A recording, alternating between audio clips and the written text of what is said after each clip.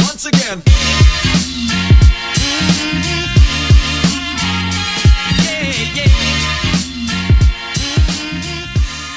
Bonjour à tous, bienvenue sur Wrestling Clinic Radio. C'est la Monday Night War, c'est le 4e épisode, c'est Raw contre Nitro. Bienvenue à tous et bonjour à toi Dimitri qui va m'accompagner pendant tout cet épisode. Bonjour à tous. Comment vas-tu Dimitri depuis la dernière fois ? Ça va très bien, toujours très bien. Tu as mangé des dinosaurus ? J'ai mangé des dinosaurus, j'ai également mangé juste avant un Activia noix de coco. C'était bon ? C'est toujours bon la noix de coco. D'accord, je pensais que tu allais dire c'est toujours bon l'Activia, c'est très bien, très bonne réponse.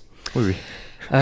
Écoute, tu vas commencer aujourd'hui, tu vas commencer avec Raw, qui s'est mangé une belle défaite niveau audience, parce que la semaine dernière, Raw était à 2,7 millions, Nitro était en dessous des 2 millions. Cette semaine, c'est Raw qui est passé en dessous des 2 millions, et on va voir un petit peu plus tard, quand je vous parlerai de Nitro, qu'est-ce qu'ils ont fait.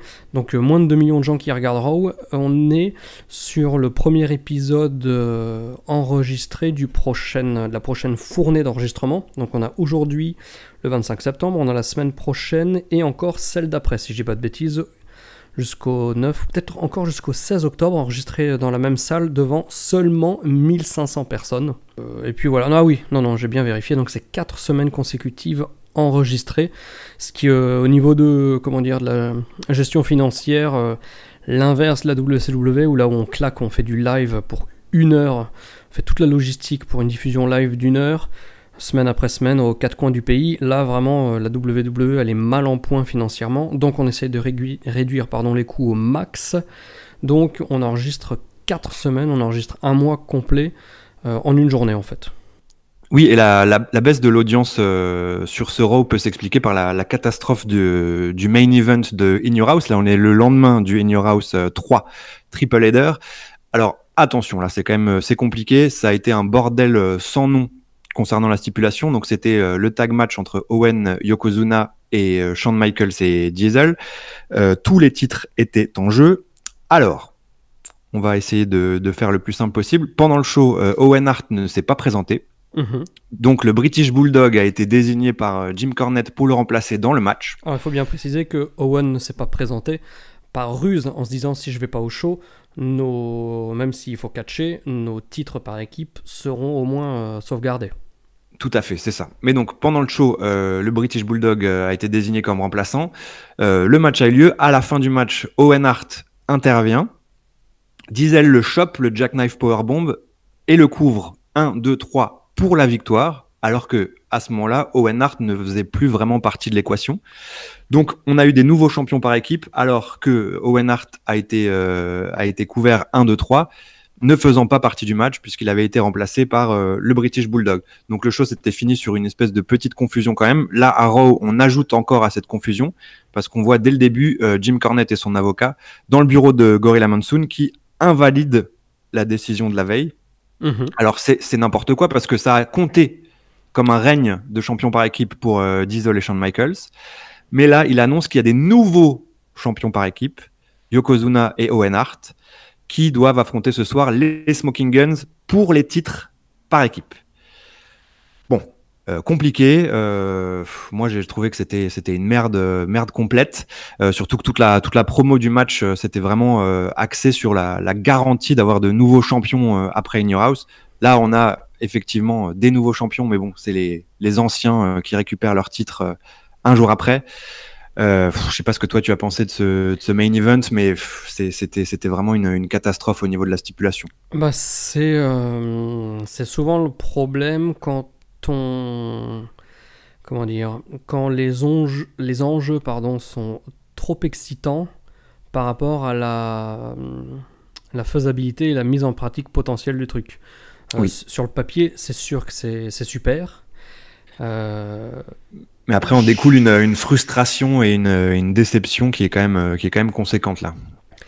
Oui, parce qu'à ce moment-là, ce qu'ils auraient dû faire, au lieu de faire tout ce rififi et ces changements, ils auraient simplement dû laisser les ceintures sur Diesel et Shawn Michaels jusqu'à aujourd'hui, et que vu toutes les interférences, les on ne sait pas, les peut-être, les oui mais non, et ben on dit on va mettre les choses au clair ce soir et on remet les titres en jeu et Yoko et Owen les regagnent grâce à un rififi, genre intervention du Bulldog, qui fait que, parce que là on va voir en plus qu'au prochain In Your House, le Bulldog va affronter Diesel pour le championnat de la WWE, donc à la limite ils auraient pu planter des graines en faisant Oui, il y avait du ça ce matériel soir. pour. Intervention du Bulldog, ref bump, le Bulldog fait le power slam sur Diesel, Yokozuna lui fait un banzai, je sais pas quoi, et puis ils regagnent leur titre sans que ça pénalise vraiment Shawn Michaels et Diesel. Oui, ouais, non, franchement, ça a été vraiment des décisions douteuses sur décisions douteuses qui mènent à vraiment quelque chose à une espèce de bouillie.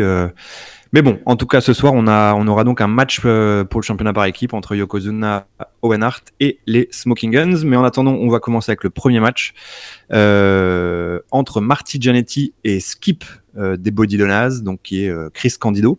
Moi, je suis amoureux de Sonny.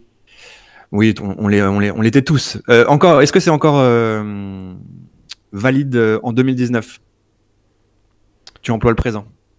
Ah non, moi je me replonge toujours de manière contemporaine. D'accord, oui, parce que je crois que pour une... Attends, je vais regarder, je te laisse parler, je vais chercher des petites photos de Sonny. Oui, Sonny, elle a eu une période sombre, là. Je me rappelle d'avoir vu des shoot interviews de Sonny où... Bon, en même temps, elle a perdu son mari, il avait 33 ans. Oui, non, bien sûr. On a le droit d'être au fond du gouffre après ça. Tout à fait, tu es bien plus tolérant que moi. Sur certains points. Sur certains points, car sur d'autres, je suis absolument intolérant. Tout à fait, un vrai connard. Donc on a, c'est l'énième retour de Marty Jannetty à la WWE.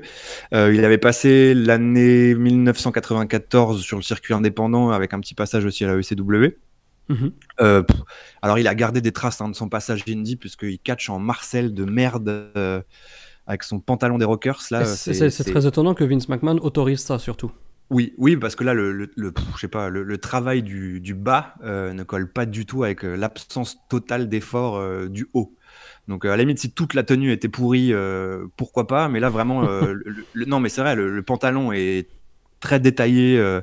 C'est un joli pantalon de catch et le haut il a un Marcel pendouillant là. Enfin c'est vraiment pas agréable à regarder. On a un petit peu l'impression qu'il y a eu 25 ans qui se sont passés depuis la dernière fois qu'on l'a vu au top, c'est-à-dire en fait il y a seulement 2 ans et demi pendant le Rumble 93 où il est revenu pour affronter Shawn Michaels.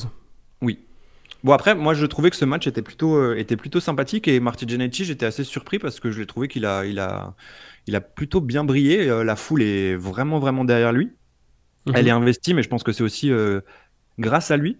Il a l'air content d'être là en fait, Marty. Il est plutôt motivé. Il est très présent. Il joue avec la foule. Il y a des petites interactions avec Sonny, des petits shenanigans là qui marchent vraiment avec le public. Le public est vraiment hot sur ce début de match. Pour les amis qui ne sont pas bilingues, qu'est-ce qu'une shenanigan? Ah, des petits, des micmacs-macris, des petits micmacs, des petits... Des jérémiades. Des jérémiades, c'est pas mal ça, c'est pas mal comme... Et dans ce match, on a aussi, comment il s'appelle, Dean Douglas qui vient prendre des notes. Alors je me suis dit, le mec il est en train de faire des rififi avec Razor Ramon. Donc de quoi il vient prendre des notes en fait? Est-ce que c'est des catcheurs qu'il faut éviter ou c'est juste l'espèce de lèche-cul de Vince McMahon pour lui rapporter des trucs parce que l'autre il regarde pas les matchs? Je sais pas, j'ai pas trop compris pourquoi ce match en particulier. Oui, c'est vrai parce qu'en plus là ça représente pas d'un point de vue ça représente pas des menaces incroyables pour lui. Là c'est vrai que c'est deux... Il y a la menace visuelle du Marcel de Jannetty. Oui c'est vrai, ça... c'était peut-être du coup des notes au niveau du style qu'il prend. Comment ne pas s'habiller? Exactement. Ouais, donc oui, on reprend un petit peu le match. Oui, Candido a pas beaucoup d'offense, mais Marty Jannetty est super efficace en babyface, quoi. Je trouve que ouais, quand il est motivé, il peut être vraiment bon. Il y a quelques contres qui sont cool et toutes ces séquences de comeback sont hyper chouettes. Là, il y a de la qualité, la foule le suit beaucoup. Ça se finit avec un rocker dropper qui est suivi d'un diving fist de la 3e corde pour la victoire de Marty Jannetty. On dirait le titre d'un dorsal. Ah, la fistinière. Le diving fist. Le diving fist. Comment tu le dis en français? Le point plongeant. Le point plongeant. On dirait un film de Dorsal aussi. Hein. Oui. Moi, j'ai pas trop capté pourquoi ils ont fait gagner Jannetty en fait, parce que Jannetty, il est là sans l'être, donc c'est plus un faire-valoir qu'autre chose. Au-delà de tout l'aspect habillage et bizarre qui fait qu'il est visuellement déjà pas au niveau des autres mecs.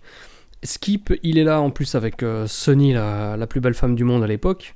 Et par contre, Skip, lui, c'est un vrai nouveau personnage, il faut le construire, il faut lui donner des victoires. Donc c'est un petit peu comme le match... attends, c'était quoi? C'est cette semaine ou Non, c'est le match de la semaine dernière avec à Nitro, où ils ont mis Paul Randolph contre Johnny B. Bad. Ils auraient très bien pu le mettre contre quelqu'un d'autre. Et pas Johnny B. Bad. Là, ils auraient très bien pu mettre Skip contre un autre bonhomme et faire gagner Skip, parce que faire gagner Jannetty, ça n'a aucun intérêt, je trouve.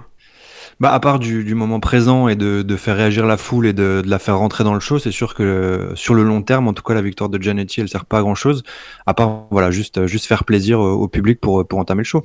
Ouais. Alors, on enchaîne. Si c'était le... Non, vas-y. Si c'était le but, en tout cas, ça a bien réussi, parce que pour tout le reste du show, la foule, elle est survoltée, quoi. Oui, vraiment. Oui, on va en parler après. Pour l'instant, on a encore un petit récap de la mascarade de la veille. Donc voilà, bon, on va pas en reparler. Catastrophe complète. Et le truc, c'est que comme si c'était pas ça qu'on reprochait à la WCW, quoi. Enfin, la WCW, on passe notre temps à reprocher le booking de merde sur les gros matchs et les multiples bidouilles là pour sortir des trucs. Et la WWF fait exactement la même chose. On a Gorilla Monsoon qui ordonne un futur rematch, donc c'est ce que tu demandais avant, pour Shawn Michaels et Diesel, en plus des matchs, donc du match pour le titre par équipe ce soir, donc contre les Smoking Guns, et donc c'est immédiat. On enchaîne tout de suite avec ce match. Alors attends. Dis-moi. Attends. Parce que avant que le match ne commence, qui est un match revanche en fait du match de WrestleMania 11, pendant lequel les Smoking Guns ont perdu. Sont devenus... Oui. Exactement. Avant ça, on a quand même le Doc Hendrix. Le Doc Hendrix. Alors, donc le Doc Hendrix nous présente une jeune fille.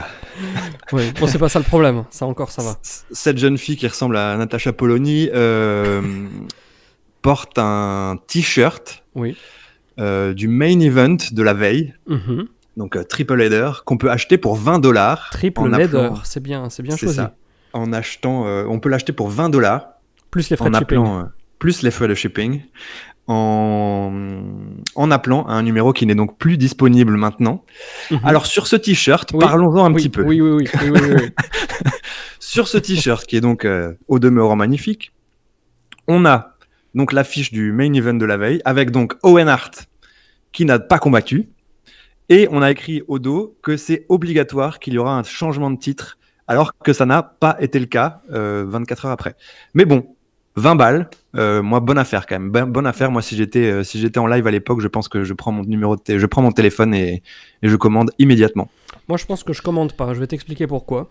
Vas-y. Parce que c'est un choix. Les mecs, ils ont imprimé un flyer A4. C'est un aplat de couleurs dégueulasse.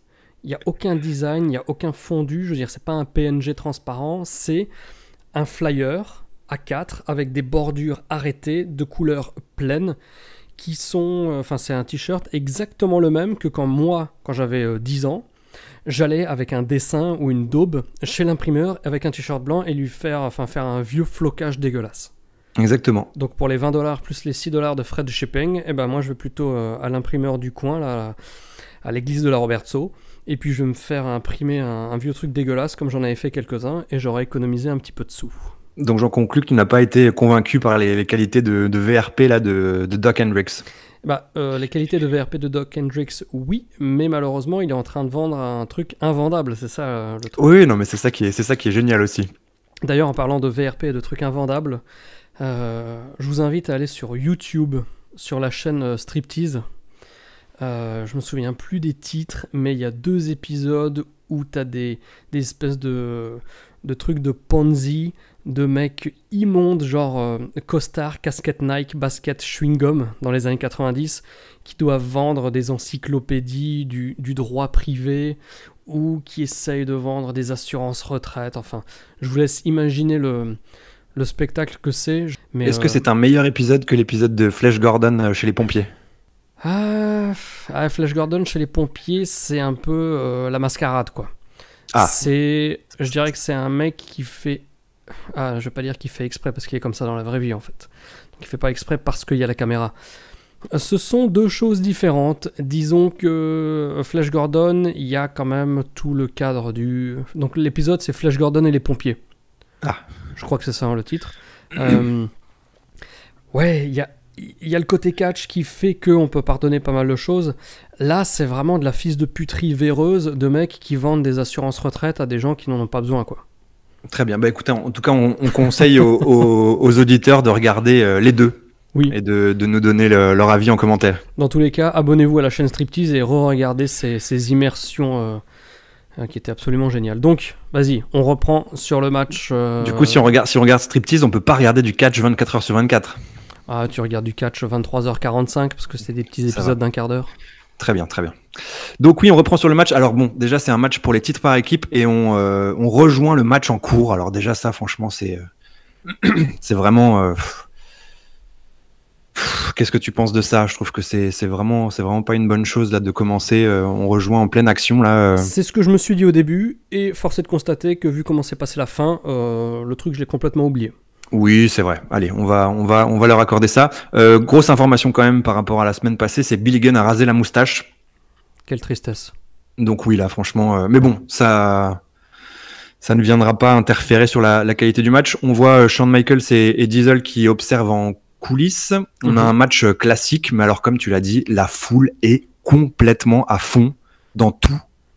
Donc c'est vraiment hyper plaisant à regarder. Le catch est vraiment basique, mais là on est en 95, les gens aiment encore le catch, quoi. Il y a vraiment les gens réagissent à tout, chaque move, chaque coup de poing, chaque chute, tout suscite des réactions. Donc du coup c'est vraiment hyper fun.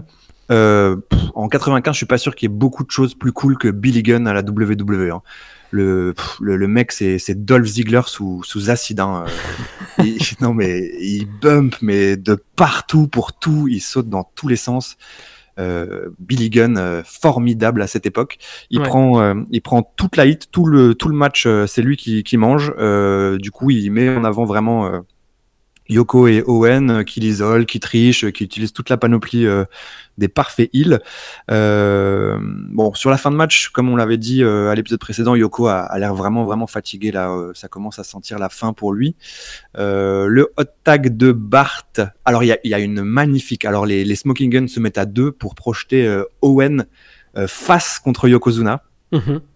Et il rebondit, mais comme s'il bumpait contre un trampoline, quoi. Hein. Enfin, il rebondit sur lui-même, c'est assez incroyable. Et ça mène immédiatement à la séquence de finish où il y a une mauvaise communication entre Yokozuna et Owen. Yoko splash directement sur Owen. Ça mène au finish des Smoking Guns qui font leur finisher, le backbreaker suivi du leg drop. Changement de titre. Et là, il y a une pop, mon gars. Alors, la salle explose. La salle explose. Alors il explose autant que moi j'ai explosé de rire quand Jerry Lawler à un moment dans le match il dit « T'as vu Owen Hart, il est tellement en forme, on dirait moi. » J'ai pas noté ça. Et par contre, ouais, donc bon, c'est une petite foule, hein, 1500 personnes, mais je pense que tout le monde est debout en train de sauter dans tous les sens, sauf un mec assis au premier rang qui est bras croisés. Et je crois que c'est le cas aussi la semaine prochaine. Le gars, il ne bouge jamais. Mais quand je dis jamais, c'est jamais.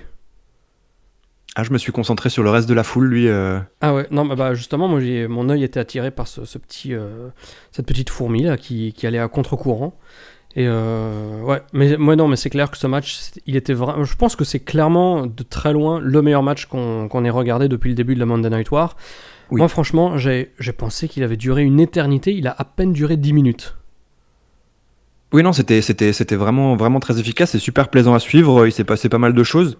Les personnages ont été bien mis en avant. Les Smoking Guns, là, on sort de ce match comme des superstars, quoi. D'autant plus qu'ils sont félicités par Shawn Michaels et Diesel qui arrivent à la fin pour vraiment enfoncer le clou et ils sont pas rancuniers, hein, parce que du coup ils ont pas l'air particulièrement énervés par le déroulement de l'événement. C'est pas bien grave, quoi. On verra la semaine prochaine. On a un rematch de toute façon. Ouais. Bon, après, voilà, bon, ça, les Smoking Guns sont champions. Alors, on le verra par la suite, la scène tag team, la scène par équipe, là, à la WWF en 1995, c'est pas folichon. Là, c'est un peu sauvé par Yoko, Owen, Diesel, Shawn Michaels. Mais bon, Diesel et Shawn Michaels vont aller sur des aventures solo. Donc, la scène par équipe est sauvée par une équipe qui n'en est pas une.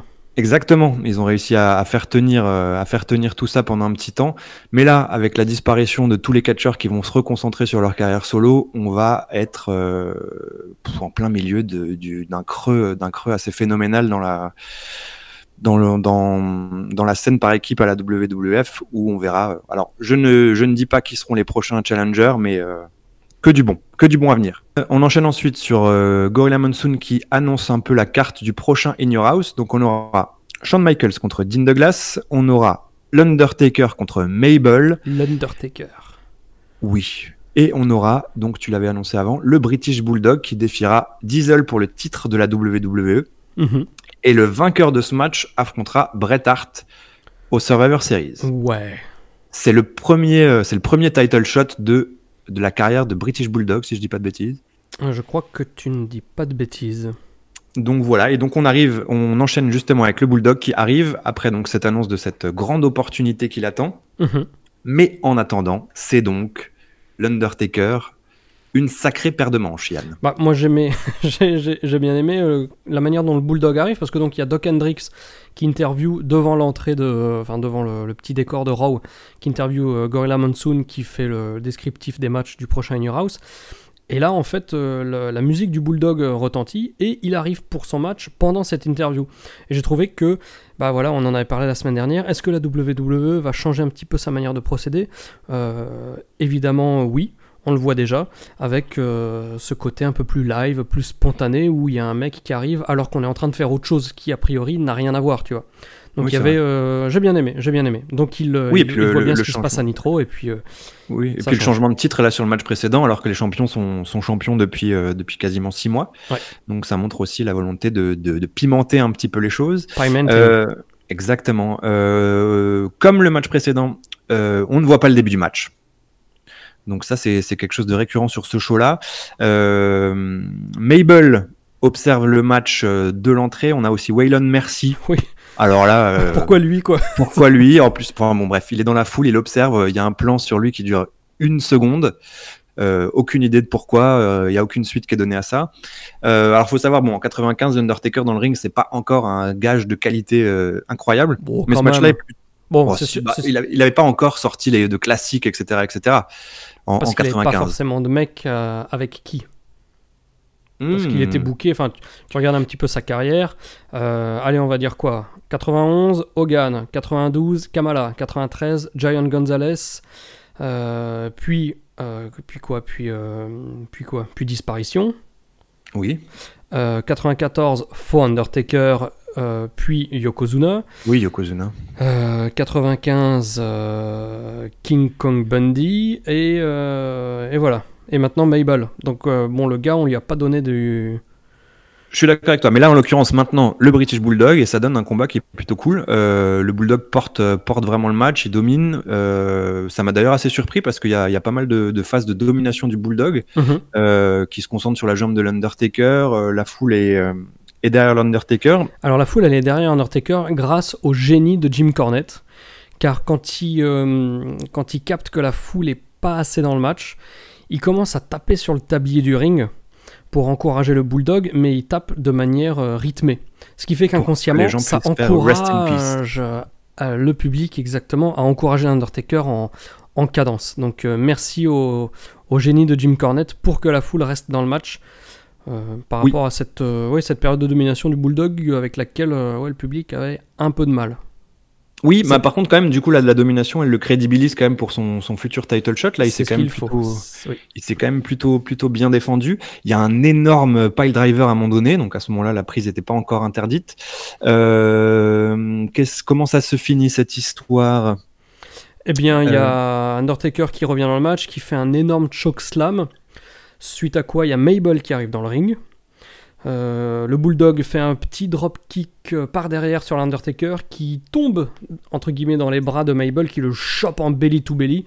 Et là, c'est disqualification. Oui, voilà, donc là, pareil, le finish protège un petit peu le British Bulldog par rapport à son futur match de championnat. Après le match, il y a un running power slam là, du Bulldog qui porte son finish sur l'Undertaker. Mabel enchaîne sur une grosse leg drop. Et on a Shawn Michaels et Diesel qui arrivent pour sauver l'Undertaker. Là, ça devient un petit peu n'importe quoi. Il y a Yokozuna et Owen qui arrivent. Il y a les Smoking Guns qui arrivent pieds nus. Il faut le préciser, ils sont pieds nus. Ils ont couru vraiment des vestiaires pour sauver la planète. Donc là, c'est le bordel. Il y a 15 000 mecs dans le ring. La foule est en délire. Mais le mec du premier rang, et je l'ai noté, a toujours les bras croisés. Écoute, bon, je sais pas pourquoi il est là. Et du coup, il sera là les 4 semaines, c'est bien ça. Il sera là les 4 semaines, donc rendez-vous le 2, le 9 et le 16 octobre. On le suivra de plus près dans les prochains épisodes. On a les faces qui chassent les heels du ring. Donc là, on a les faces dans le ring, les heels à l'extérieur, et on passe à la pub. Et quand on revient de la pub... Et alors, c'était un petit peu chelou, là, parce qu'il y a tout le monde qui... donc ouais, les faces sont dans le ring, ils célèbrent. Ça va finir par une poignée de main entre Shawn Michaels, Diesel et Undertaker. Mais avant ça, en fait... comment il s'appelle, Diesel, Shawn Michaels et les Smoking Guns, ils sont là à être près des cordes pour s'assurer que les heels ne retournent pas dans le ring. Et donc il y a tout un bordel autour de l'Undertaker qui ne bouge pas, qui reste au ring allongé au sol pendant une éternité. Oui, c'est vrai. Bah ça déjà c'était étrange, et puis après moi j'ai pas du tout aimé le fait qu'il serre la main de Shawn Michaels. Ça m'a pas l'air vraiment pertinent là pour son personnage à ce moment-là. Bah, c'était furtif, et ça amène aussi ce qui va se passer lors du Raw du 9 octobre, mais ça on en parlera la semaine prochaine. Oui, je suis d'accord qu'il y ait une alliance qui se forme, mais est-ce qu'il y avait besoin pour le personnage de l'Undertaker de valider cette alliance par une poignée de main? Je suis pas sûr. Oui, bon, c'est vrai que c'est un comportement un peu trop humain pour son personnage. Oui, c'est ça. Et donc voilà, donc on revient de la pub, il n'y a plus personne, les heels ont disparu. On ne sait pas exactement ce qui s'est passé à ce moment-là. Tout le monde est rentré gentiment au vestiaire. Là, progressivement, tout le monde se barre. Yoko Owen se barre aussi. Les Smoking Guns, pareil. Et on se retrouve dans le ring avec Shawn Michaels et Diesel qui célèbrent dans le ring. Alors, qu'est-ce qu'ils célèbrent? Alors qu'ils n'ont rien à voir avec ce qui s'est passé, quoi. Voilà. Et qu'est-ce qu'ils célèbrent? On ne sait pas. Est-ce qu'ils célèbrent le fait de ne pas avoir gagné hier soir ou le fait de... Enfin bref, il y a aucune raison. La fin est hyper étrange. Il y a la musique de Shawn Michaels qui démarre. Les gens sont super contents. Vince McMahon aux commentaires sur la table des commentateurs, il danse. C'est la fête pour lui. Il danse sur la musique de Shawn Michaels. Tout le monde est très content, mais bon, on ne sait pas du tout ce qu'on célèbre. C'est la fin du show.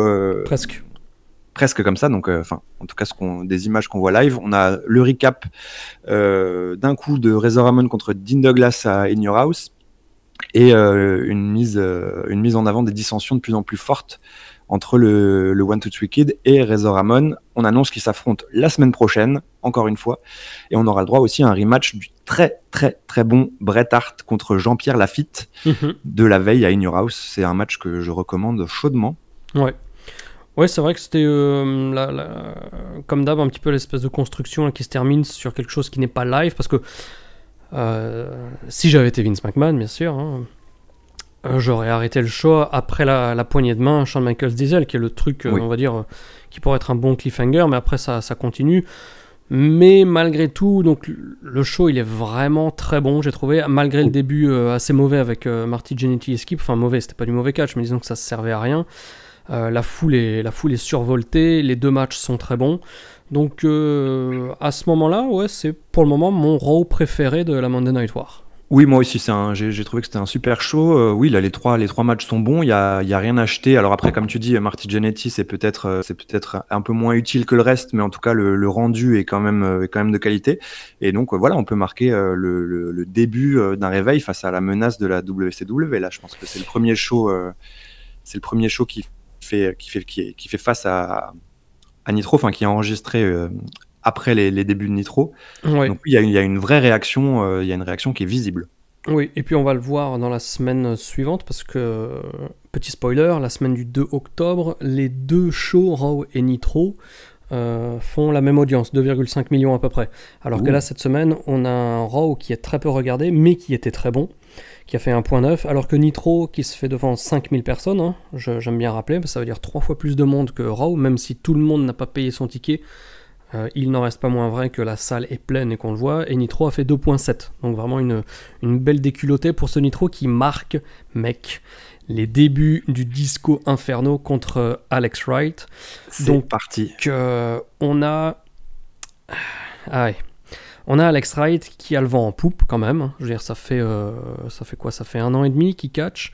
On se souvient qu'il avait affronté Triple H lors de Starrcade 94, il me semble. Bref, voilà, il a vraiment le vent en poupe, il a 20 ans, et on le met face à un mec qui fait ses débuts. Donc là, forcément, soit on fait du rififi avec un finish pourri, un finish qui n'en est pas un, soit on fait un finish clean, et dans tous les cas, on risque soit de ralentir le vent en poupe, soit de manquer complètement les débuts d'un mec. Enfin, quand un mec débute, il faut pas sortir de Saint-Cyr pour savoir qu'il faut le faire gagner pour qu'il devienne un petit peu crédible. Oui, là, Donc, ils se sont mis très rapidement dans un coin. ouais, donc le mec parle pas français, il fait que des traductions d'expressions anglaises. Oui, oui, oui, oui. Donc ouais, bon, là on a C'est mon côté roi Enoch.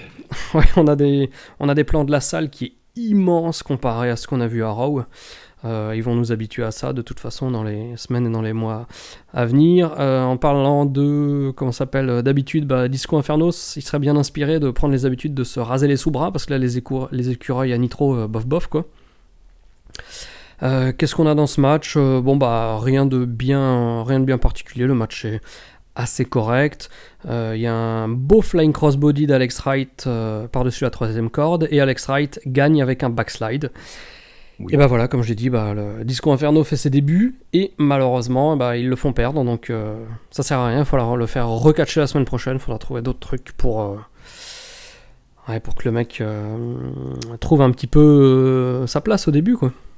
Oui, alors bon, déjà dans le ring, il a quand même encore vraiment à progresser à ce moment-là. Mais par contre, dans ce premier match, malgré la défaite, il arrive quand même à établir bien son personnage. Il devient rapidement insupportable. Il se remet ses cheveux en place 45 fois dans le match, etc. Il fait attention à son apparence. Moi, j'ai trouvé que c'était une bonne présentation. Après, c'est sûr que le résultat est décevant, quoi. Oui, tu le mets contre un autre mec, quoi, je veux dire. Oui, c'est ça. Ouais. Après, on enchaîne avec une interview de Hogan qui porte une minerve car il est toujours blessé au cervical. Il n'a pas raté une séance d'entraînement malgré ça. Hein. Mais attends, mec, c'est Hogan. Oui. Tu te lèves, tu manges, tu vas au gym, et ensuite, tu décides ce qui se passe dans la vie. Exactement. Et là, il nous dit que... Alors, j'ai pas tout écouté parce qu'il y a un moment où j'ai arrêté d'écouter. Il va se faire fabriquer un monster truck pour pouvoir se venger du géant qui lui a écrasé sa Harley Davidson avec son monster truck. C'est un bon investissement. Ouais. Et en fait, quand j'ai entendu ça, j'ai arrêté d'écouter. Je me suis dit non, je refuse. Franchement, je refuse. Et je suis... Franchement, j'ai arrêté d'écouter parce que de toute façon, on va en reparler un petit peu plus tard. Donc voilà, c'est pas la peine de rentrer dans les détails maintenant. Ensuite, on a le flashback de la promo de la semaine précédente entre Savage et Luger, avec Luger qui arrive en slip et qui entend que... là, donc, il y a une interview. Et Luger sous-entend qu'ils vont se la coller, hein. Ils vont se la coller un jour ou l'autre, et puis il le challenge pour la semaine prochaine. Et il dit que si la semaine prochaine Luger perd, il quittera la WCW. C'est quand même un gros enjeu et un gros risque pris. Ça sent surtout la DQ. Ça sent surtout un finish qui ne sera pas définitif. Donc le challenge est lancé. La semaine prochaine, on va avoir Luger Savage, qui est quand même un putain de match, quoi. Oui. Les mecs sont un peu sur la fin en 95, mais ça n'empêche pas que ça reste un putain de match. Et en parlant de challenge, voilà. Halloween Havoc, prochain pay-per-view. Le challenge est lancé. Ce sera un match Monster Truck contre Monster Truck. Machine contre machine. Le Monster Truck de Hogan contre le Monster Truck du Giant. En plus du match pour le championnat du monde. Oui, double dose de fun. Voilà, c'est-à-dire que... En fait, je sais pas. Est-ce que c'est pour avoir un ascendant psychologique dans le ring que d'abord ils vont vouloir se battre en machine? Ah, moi, je mise complètement sur celui qui gagne le Monster Truck Challenge pour le match ensuite. Hein. Là, franchement, l'ascendant psychologique sera vraiment indéniable. Insurmontable. Insurmontable, très certainement même. Insurmontable autant que l'improbabilité du match qui arrive. Ah oui, alors là, on a la WCW dans tout ce qu'elle apporte de plus beau. Mais genre, les mecs, ils avaient personne dans leur roster pour faire autre chose que ça. Parce que je peux comprendre la dimension internationale avec Kurasawa, le japonais, qui affronte Sergent Craig Pittman. Donc, pour les fans de Puroresu, Kurasawa, c'est nul autre que Nakanishi. Oui. Donc, qu'est-ce qui se passe dans ce match ?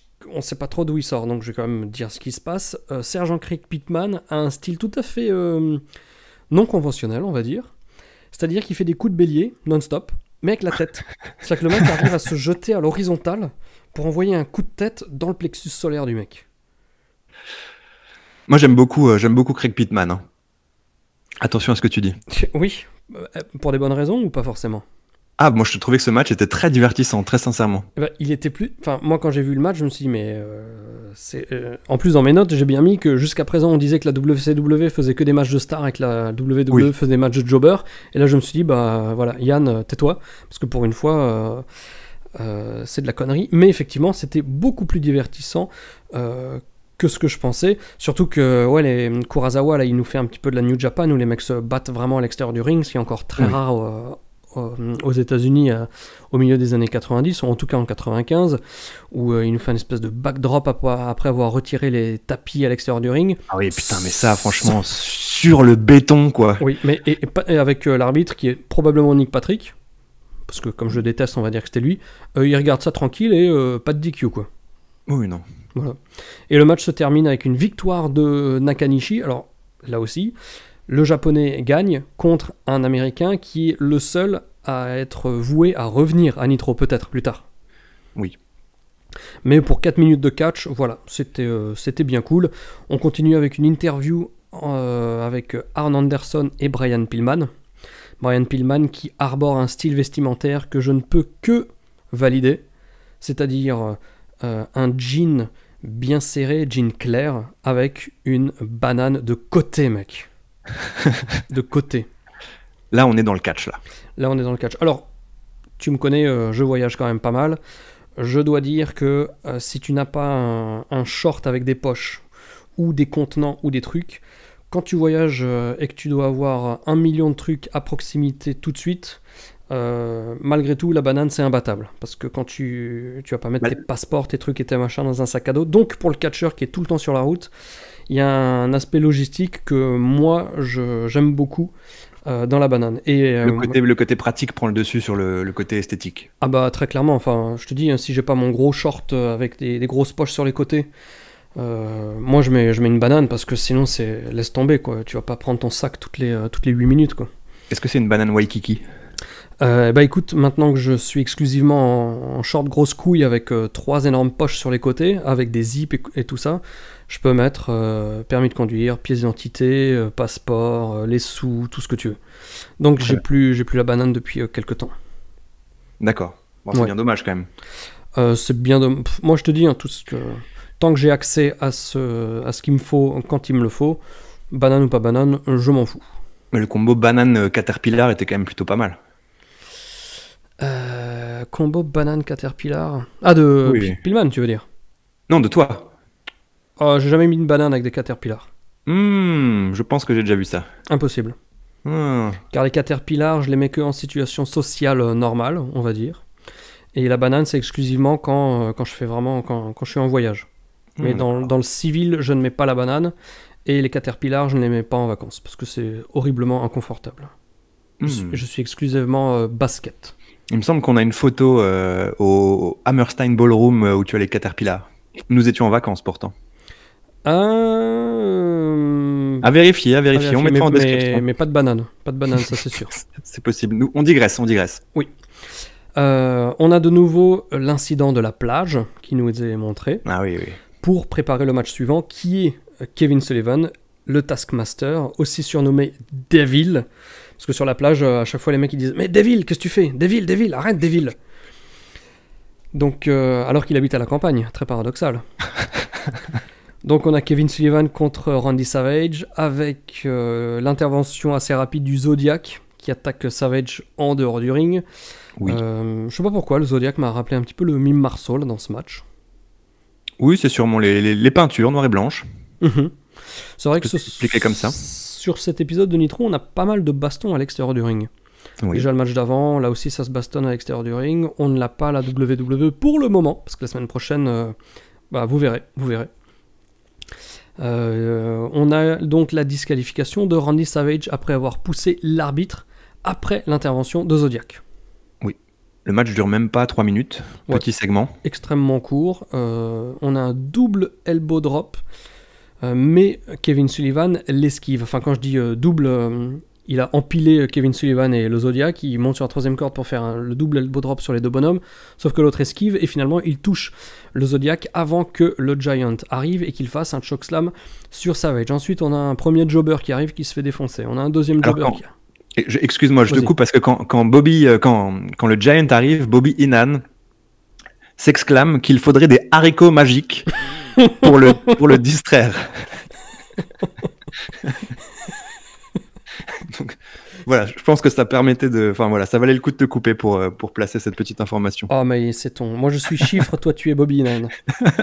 Les rôles sont bien répartis. Donc on a deux jobbers qui arrivent successivement qui se font défoncer. Et alors là, ça m'a fait marrer parce que les mecs, donc c'est des jobbers, c'est des no-name. Pourtant, rien que le concept de quelqu'un qui arrive pour essayer de contrecarrer les plans machiavéliques du Dungeon of Doom, bah la foule elle pop alors qu'elle sait même pas qui c'est qui vient sur le ring, quoi.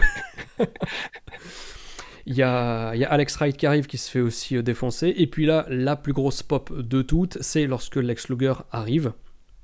Et donc, il est là pour qui, Lex ? Eh ben, on sait pas. En tout cas, il fait mine de s'approcher de Savage pour s'occuper de lui, avec des gestes plutôt délicats. Ça, c'est ton interprétation. Mais avant qu'on sache vraiment, eh ben, le Giant s'occupe de lui, donc on ne saura pas. Exactement. Qu'est-ce qu'il voulait faire avec Savage ? C'est ça. Donc le match est totalement inutile, mais l'angle était plutôt cool. Donc le Giant, par contre, alors il y a un petit clin d'œil à la WWE où Lex Luger essaye de body slammer le Giant. Ça ne fonctionne pas. Bah, petit clin d'œil ou tout simplement clin d'œil à la vie, quoi, et à la logique. Oui, bon, quand même, ça représente quelque chose, le body slam pour Lex Luger, le Lex Express, Yokozuna. Oui, d'accord. Ouais, quand même. Oui. Hogan André, le body slam n'est pas anodin. Non, bien sûr. Mais car tu as la référence WWE, mais si on regarde le truc de manière un petit peu avec des œillères, c'est plus j'essaye mais j'arrive pas. Oui, mais je veux dire, comme là tu parlais de stratégie avant, si tu veux attaquer le Giant, le premier truc que tu fais, c'est pas d'essayer de le soulever. Moi je le prends direct en superplex. Ah oui, je pense que c'est possible. Ouais. Puis et ensuite petit paquet. Ah voilà. Et donc donc c'est un match angle qui direct enchaîne. Alors j'ai pas trop compris l'ordre des matchs. On enchaîne avec Luger contre Ming. Autrement. Alors pareil, petit détail à signaler aussi, c'est que quand le Giant porte le chokeslam sur Lex Luger, on a Kevin Sullivan qui secoue vraiment la tête, genre putain, il fallait pas faire ça, quoi. Ça ajoute vraiment, il dit non au Giant, ça rajoute vraiment à l'intrigue. Est-ce que Luger est dans le donjon ou pas? Eh ben, ouais. Bah oui. On aura peut-être une réponse un peu plus tard. Un petit peu plus tard. Donc évidemment, Ming a un léger avantage au début du match. Oui. Moi, Ming, j'étais uber fan en 97. Oui. Voilà. Ah oui, non, Ming a toujours été formidable. Même à coup, tout était génial. Oui. Bon, c'est une dure journée pour Lex Luger, là, quand même. Hein. Oui, c'est vrai. Surtout que Ming, alors à l'époque, il n'avait pas le grip, il avait le pouce de la mort. Oui. Donc la foule vraiment se rallie progressivement derrière Luger et elle explose juste pour un petit hop spot. Je sais plus sur quoi il revient, mais il revient très très vite. Et là... il est brutalisé pendant 6 minutes et c'est vrai que les hop spots de Luger, là, les tentatives de comeback, déjà elles sont bonnes et ces tentatives de comeback de Babyface font réagir incroyablement la foule. Elle est méga derrière lui. J'ai trouvé par contre que ce match était quand même un petit peu long par rapport à ce qu'ils essayaient de faire. Paradoxalement, tu vois, ça dure 7 minutes, c'est pas très long, mais c'est 6 minutes 40 de domination de Meng. Je pense qu'on avait compris le message. Moi, c'est la première fois depuis qu'on fait ces reviews que je me suis dit, putain, c'est trop long. Pour ce match en particulier. Je sais pas pour toi, mais j'ai trouvé que oui, le message serait passé en 2 ou 3 minutes, parce que là, on a vraiment que Meng qui domine, avec des atémis, un pile driver, plein de variations de souplex. Voilà, Luger est brutalisé vraiment. Et alors, tu aurais fait quoi pour combler les 3-4 minutes de fin de show qui t'auraient manqué? On les aurait rajoutés quelque part ailleurs, mais c'est vrai que là, pour ce match-là, pour l'histoire qu'ils veulent raconter, j'ai trouvé que 7 minutes, c'était peut-être un peu trop. Il y avait 2 ou 3 minutes de domination en trop. Pareil, il y a eu plusieurs comebacks. Ouais, je sais pas. J'ai trouvé que c'était un petit peu longuet, et c'est du ressenti, mais c'est la première fois que ça m'arrive. Alors c'est peut-être parce que Luger, on sait pas trop ce qu'il a fait, parce qu'à un moment, là, il y a une esquive. Il esquive des splashs ou des trucs comme ça. Et à son tour, il se jette sur Ming. Il lui fait genre 3 big boots ou des trucs comme ça. Et puis ensuite, il arrive avec une clothesline, il frappe Ming, mais derrière, il bump. Et il vend. Donc j'ai pas compris ce qu'il a fabriqué là. Oui, c'était pas très clair à ce niveau-là, oui. Il vend, et puis tout d'un coup, il se relève. Donc de nouveau, deuxième what the fuck. Avant que Ming ne sorte un objet, discrètement bien sûr, pour frapper Luger à la gorge pour la victoire. Oui, le Golden Spike. Ouais. Donc c'est là-dessus que ça se termine, et enfin en tout cas pour le match. Et puis après on va voir le récapitulatif hebdomadaire des commentateurs qui nous font une annonce de ce qu'il va y avoir la semaine prochaine. Et il y a tellement de trucs qui vont se passer que Bischoff n'est même pas capable de tout annoncer. C'est-à-dire que le temps de dire on a Sergent Crick Whitman contre machin truc, il y a déjà eu 3 images qui sont passées. Ouais. Donc alors qu'est-ce qu'on aura la semaine prochaine du coup? Ah bah il y a trop de trucs. Bah, si l'autre il est même pas capable de le dire, tu peux être rassuré que j'ai pas eu le temps de l'écrire. Alors il y aura Hogan qui sera présent. Avec sa Minerve. Avec sa Minerve, très certainement. Super. Il y aura les American Males contre les Nasty Boys. On aura Dean Malenko en action. Et on aura le fameux Luger contre Savage. Donc franchement, un gros programme. Encore une fois, un bon épisode. Bah, les storylines avancent, c'est très rythmé. Oui. Par contre, ce qu'on remarque en termes de storyline, c'est qu'à la WCW, c'est vraiment que les gros main eventers qui ont des storylines. Oui. Alors qu'à la WWE, il y a quand même un petit peu tout le monde qui a des trucs. Oui, c'est vrai que c'est vraiment concentré sur le haut de la carte à la WCW. Après, on s'est beaucoup moqué la semaine passée, mais dans les semaines précédentes. Mais là, c'est le premier épisode où le donjon est vraiment mis en avant, quoi.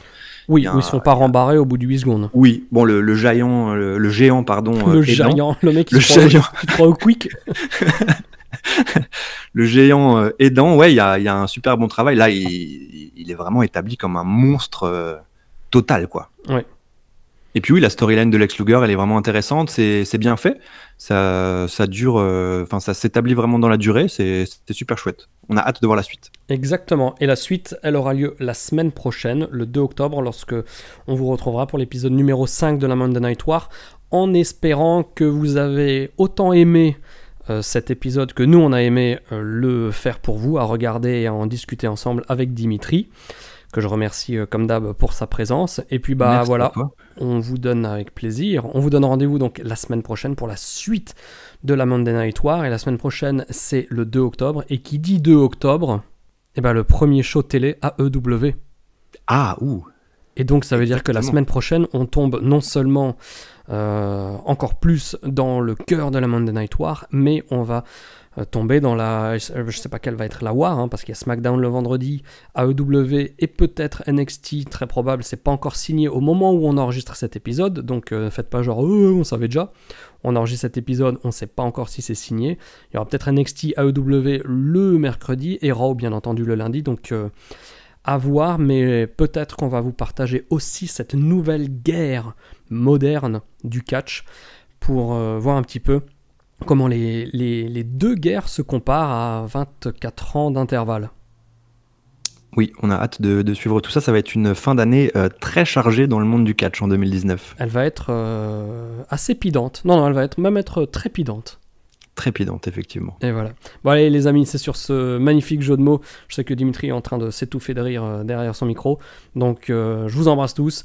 Gardez la passion et n'oubliez pas de regarder du catch 24h sur 24. À très bientôt, bye bye.